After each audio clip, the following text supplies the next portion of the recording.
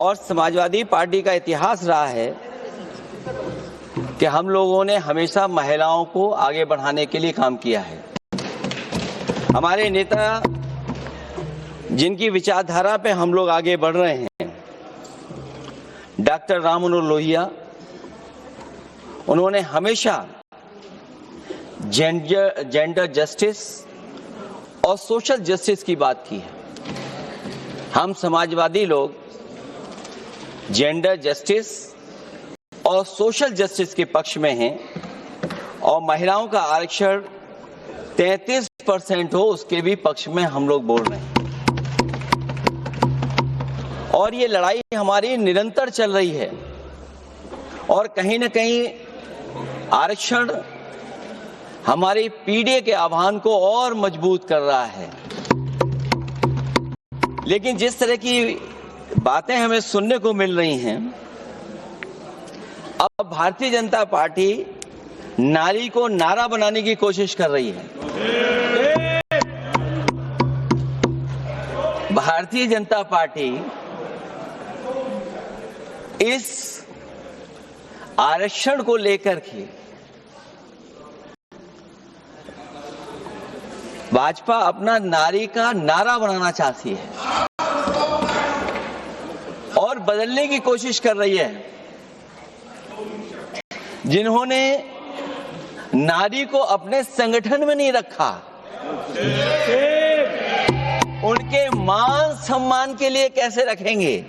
और अगर ये बात गलत है, अध्यक्ष महोदय, जिस पेरेंटल संगठन से आप निकले हैं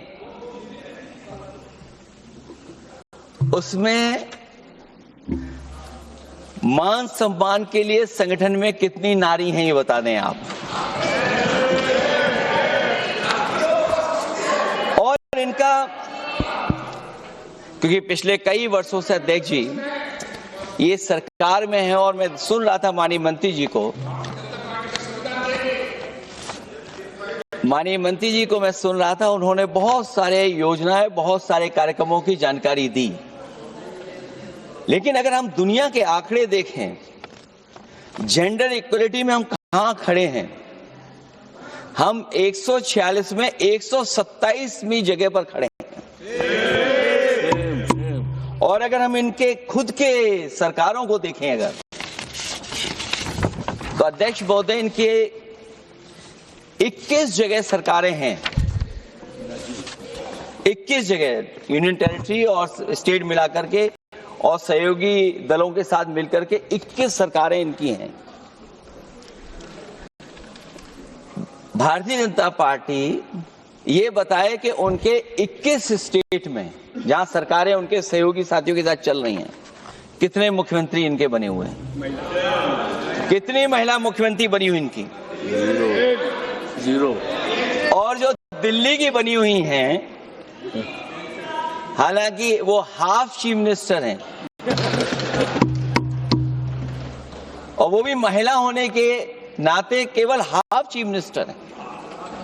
नहीं, अधिकार कहां हैं? एक चीफ मिनिस्टर के जो अधिकार होते हैं, एक स्टेट के जो अधिकार होते हैं, क्या आपके दिल्ली की मुख्यमंत्री के पास वो अधिकार है? और फिर जो अभी तक जो सबसे बड़ी पार्टी है, जो सबसे बड़ी पार्टी अपने आप को कहते हैं, पूरे देश में जितने भी इनके विधायक चुने गए हैं, आप बताओ आपकी संख्या क्या है? 10% से ऊपर नहीं जा पा रहे हैं आप? क्या 10% से ऊपर हैं आप? और फिर लोकसभा की गिनती में अगर हम देखें तो लोकसभा की गिनती में कितने संख्या में आप हैं? इसलिए अध्यक्ष महोदय, जहां हम ये कहते हैं कि हम महिला आरक्षण के पक्ष में हैं, वहीं कुछ सवाल हमारे भी आपके लिए हैं। मैं उससे पहले याद दिलाना चाहता हूं कि कई बार लोग ये कहते हैं कि समाजवादी पार्टी विरोध करती है। अगर हम अपनी बात कहना चाहें तो डॉक्टर राम मनोहर लोहिया, जिनकी विचारधारा पर हमारी समाजवादी पार्टी का आधार है, उनके द्वारा हमेशा महिलाओं को पुरुषों के बराबर की हिस्सेदारी हर क्षेत्र में देने की बात कही गई। और मैं उनको कोट करना चाहता हूं कि संस्कार का आरंभ महिला से होता है। यदि महिला जागृत है तो पूरा समाज जागृत हो जाता है।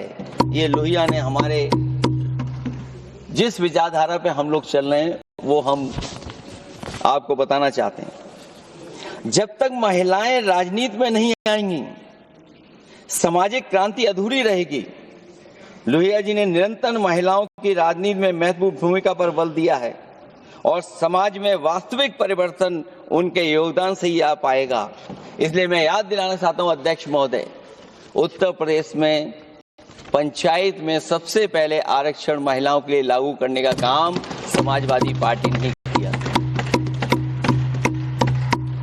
तो जहां महिलाओं के पक्ष में है उनके आरक्षण के, वहीं हमारा सवाल ये भी है कि जल्दीबाजी क्यों है? आखिरकार महिला आरक्षण के नाम पर जल्दीबाजी क्यों है भाजपा के अंदर?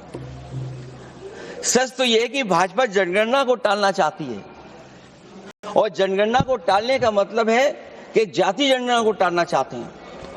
और जाति जनगणना इसलिए टालना चाहते हैं क्योंकि वो आरक्षण का सवाल उठेगा।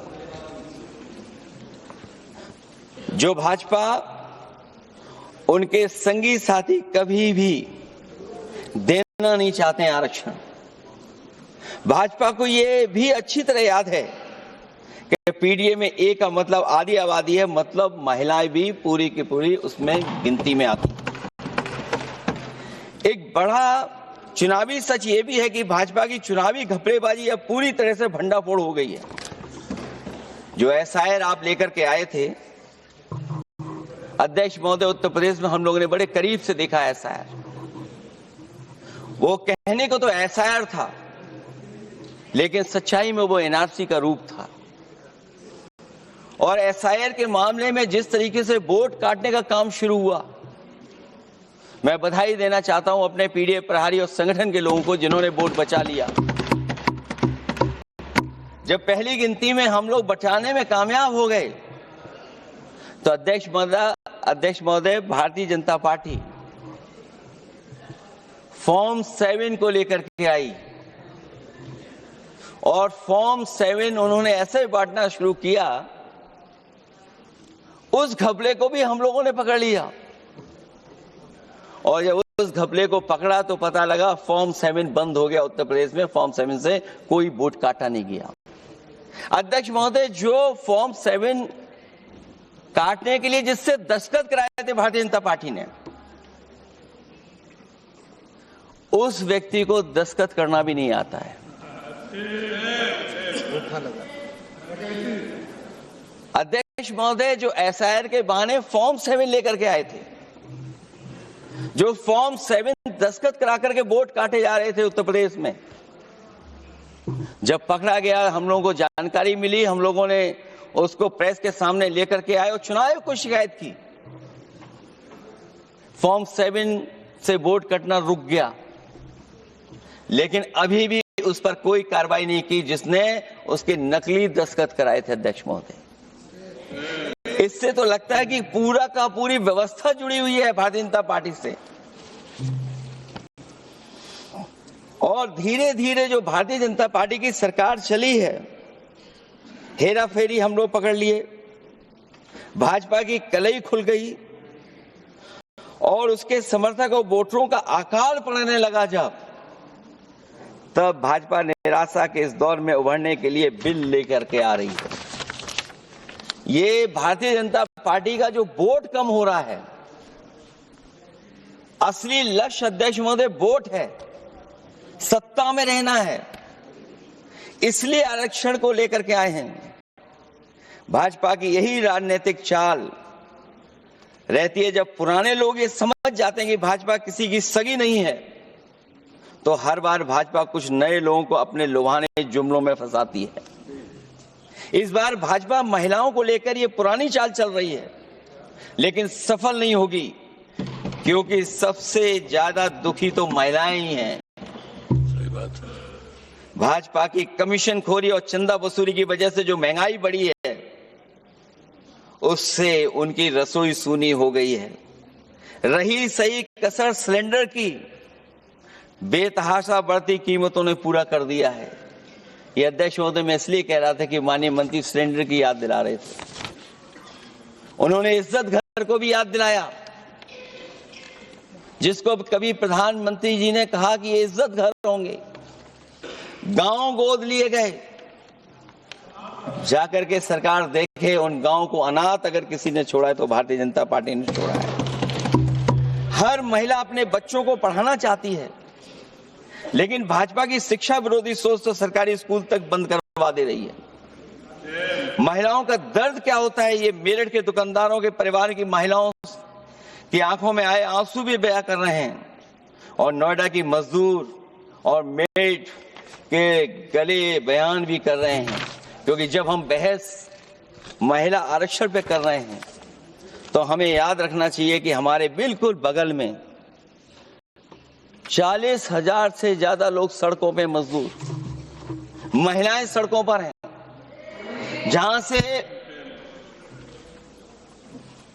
प्रभु श्री राम जो कभी हम लोगों ने स्क्रीन पे देखा था वो चुन करके आए थे।